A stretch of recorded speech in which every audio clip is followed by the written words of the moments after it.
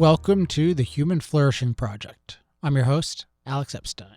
Today's episode is entitled Lessons from Fasting, and it's about my experiences attempting to fast in the last 2.5 months or so, and what I've learned from them so far. So the genesis of this was, we had an episode, I think it was over 2 months ago, with a guy named Ray Cronies, whom I'm a fan of, and he had a book called The Health Span Cookbook, The Health Span Solution, rather, which is primarily a cookbook, but also has some very interesting analysis of nutrition and the evidence about nutrition.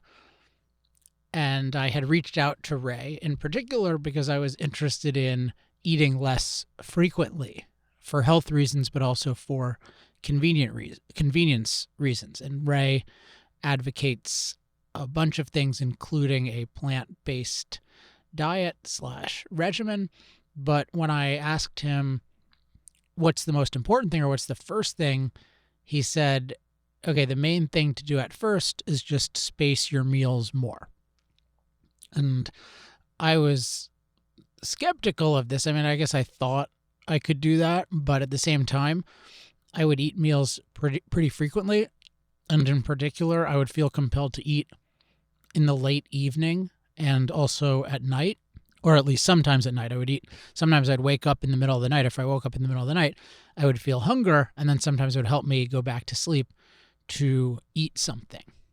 But I remember Ray told me something to the effect of, hey, if you can do all the stuff you do in your job, like prepare for debates and stuff, you can you can train yourself to fast. And that made sense, but it still seemed unlikely just because it was very unfamiliar. So I tried fasting, and I went about it in a certain way, which I think was the right way to do it, and it gives me ideas for how to approach other things, which is that I tried to start spacing my meals / fasting. I'll use those two terms interchangeably. I tried to do that in the least disruptive way possible. So, for example, I didn't start not eating meat. I didn't impose any new constraints on the composition of my meals. So I was using the Thistle meal delivery service, and I continued using the Thistle meal delivery service. And I used the option that has meat in the dishes. And I'm, in fact, still doing that. And I also, in terms of, different kinds of protocols, there were all kinds of, there's intermittent fasting protocols where you have a 6-hour feeding window, or an 8-hour, I think is the most common. And that seemed like a lot to start with, given what I was used to. So my friend Chad Morris told me that he would have a rule where he would just use a 13-hour minimum window. And there was an app he introduced me to called Zero, that I guess there still is. And in Zero, it makes it super, super easy to track your fasts. So I just said, okay, I will just commit to a minimum 13-hour fasting window at some point. And that would be a significant change for me, but it's not the kind of thing that I think would be incredibly disruptive. And on most occasions, I think I can meet it. If I end up sleeping 8 hours or over an 8-hour period, then it's just 5 hours on either side of that. And a friend of mine remarked, is that really very impressive? You just eat dinner at 7 and you eat breakfast at 8. And I said, well, for me it is, because I would not leave that much of a gap. So nevertheless, this was a significant change for me, but I was trying to make it minimally disruptive, but still significant in its impact. And so here's what I've noticed about how it's gone. So, I mean, the first thing is that it's been something that I've been able to do. According to the Zero app, I don't have it in front of me, but I've done at least 60 consecutive fasts, probably more like 70. And in terms of the 13-hour minimum, I've hit that every single one of the days except for one, and that one I just forgot. It wasn't that I was so hungry. I just had a meeting that was an hour and a half or 2 hours, and I just wanted to eat something before that, and then I had forgotten what time I had eaten the previous day.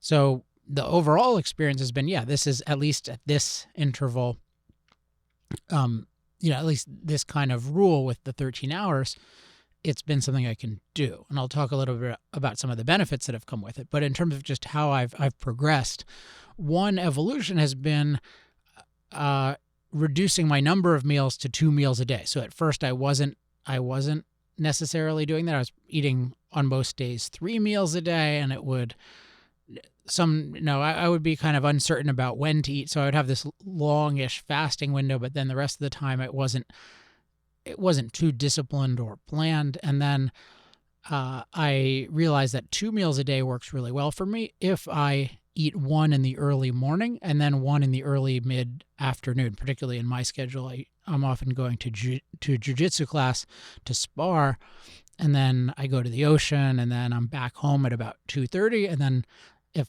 that's a good time, or if I have a call right after that, then after that call is a good time.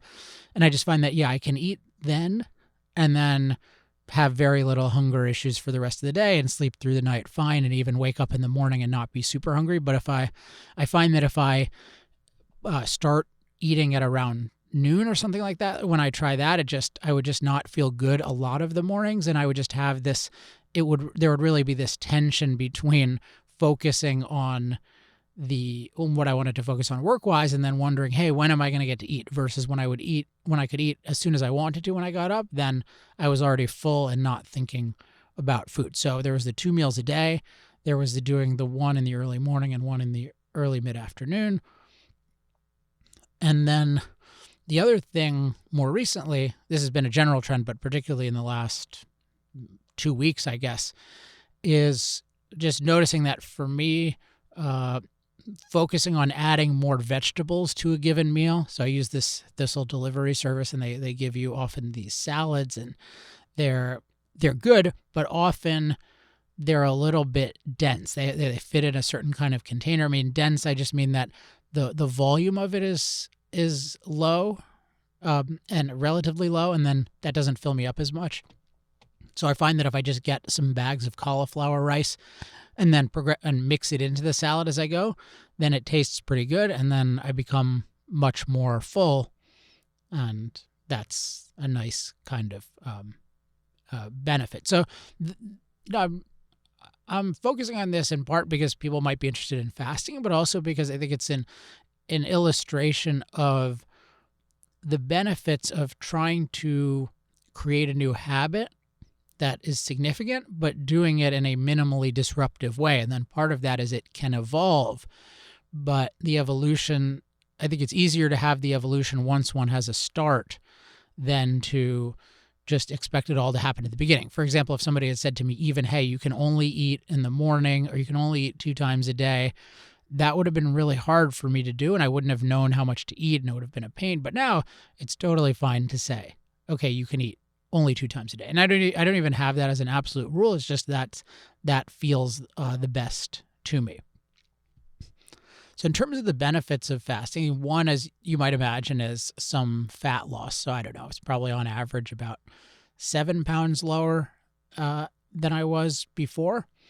Another thing I like about fasting is it's one of these, I'm using the term value lever. So it reminds me of meditation, and that, hey, with meditation, I know that if I do it, I'm going to have more energy than when I started. Although, as I talked about 2 weeks ago with meditation, I think there are a lot of other benefits of meditation besides energy. But it's a very powerful thing to say, oh, I know that if I do this, I'm going to get some benefit.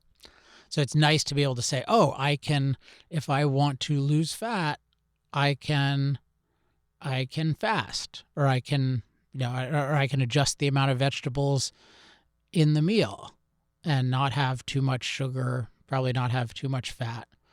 So that's a nice thing to have, that kind of lever. And I never really felt like I had that before, in part because of a lesson. So I'll jump to a lesson, which is this.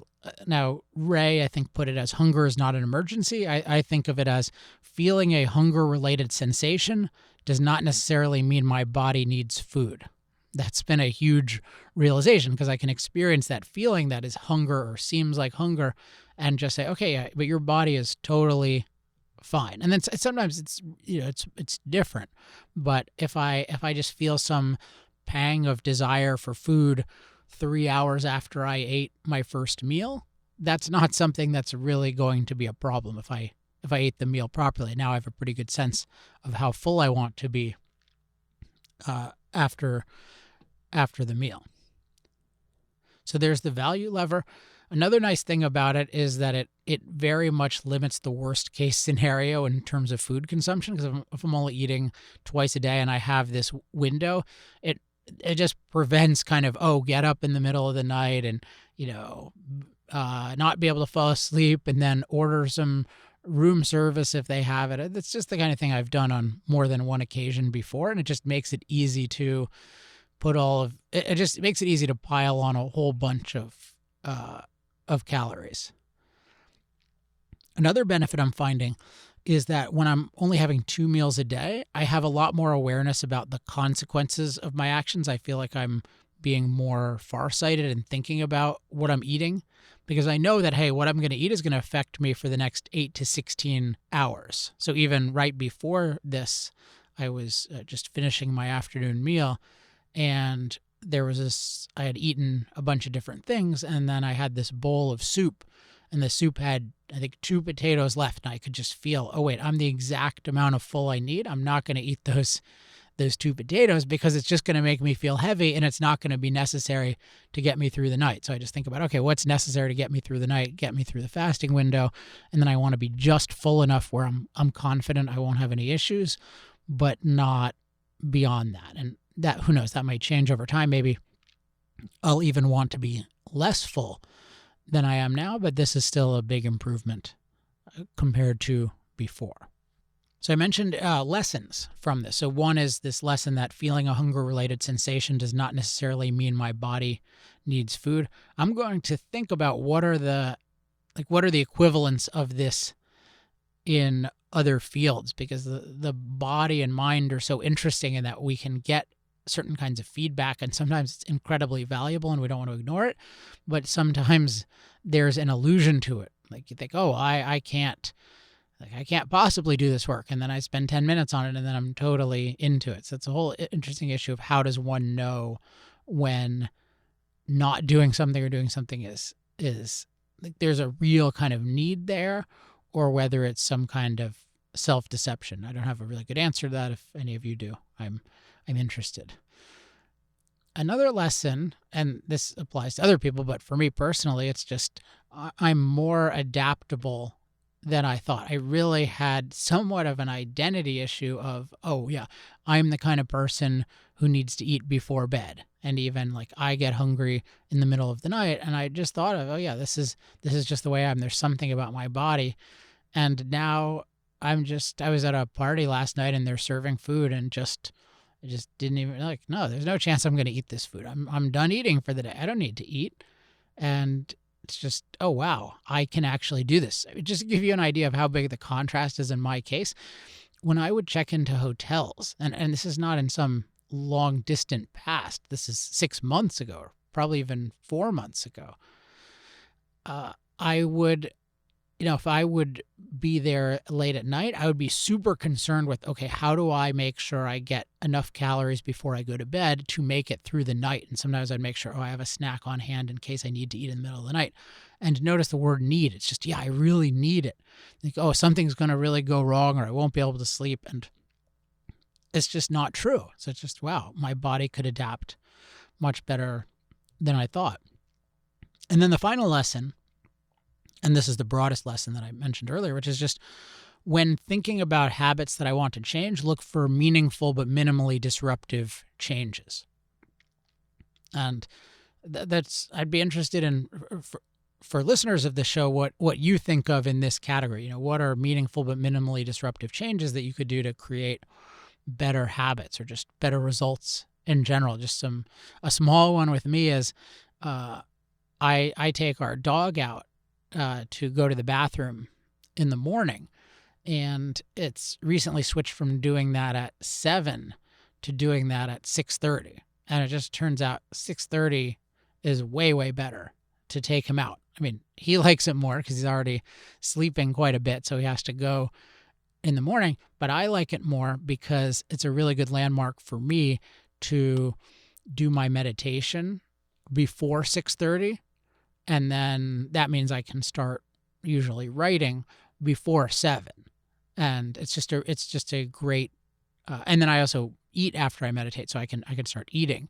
Ideally, I'd eat even before Sherlock, or at least start that. But it's just, oh wow, a 7 for me. If I do the meditation at 7, or it gets delayed, and it just delays everything else and just has this negative cascading effect. And so that's a small thing. It's not hard to execute on, and it actually makes it much, much better to have, okay, Sherlock's going out at 6:30, so I need to I need to start my meditation, let's say at 6 or 6:10 at the latest, so that I get it done. Another one for me is, I don't know if I've mentioned this on the show, but I have one of the iPods, the modern iPods, probably the generation before the previous one, although they look very similar. And for me, just a minor change I can make is keeping my iPod on me during the day, but not my iPhone. Because my iPod, at least when it's within Wi-Fi, it can receive a certain kind of call. So if someone really needs to reach me, they can call me on FaceTime audio. But besides that, there's very little on it. There's only productivity apps on it. So there's Otter, which I really like, and a handful of other things, but it's not the same. It doesn't have all of the different kinds of enticing, stimulating things that my iPhone has on it. And it's not like if I have my iPhone, I'm just going to be on my iPhone all day going down rabbit holes, but it does definitely change my behavior. And it makes a difference, particularly if there's something difficult that I'm working on where it requires an extra degree of focus. And that's where I don't want something super stimulating to be there at the ready to distract me and then dissipate my energy. And then I'll feel like, oh, well, I can't do the thing anyway. I'm tired. So I got to go do something besides this difficult thing that I'm working on. So those are just a couple of examples I'll want to think of more. I'm interested from any of you, any ideas that you have about meaningful but minimally disruptive changes that you can make that would be beneficial, particularly in terms of developing beneficial habits. So that is everything for today. As always, if you have any questions, comments, love mail, or hate mail, you can email me at alex@alexepstein.com. No response promised, but I like to read them, your messages a lot. If you want updates via email about when the new shows come out, go to humanflourishingproject.com. And to discuss this episode or any other episode, go to facebook.com/humanflourishingproject. Okay. That was a fun episode this week. I hope you enjoyed it. I'll be back in 2 weeks. Until then, I'm Alex Epstein. This has been the Human Flourishing Project.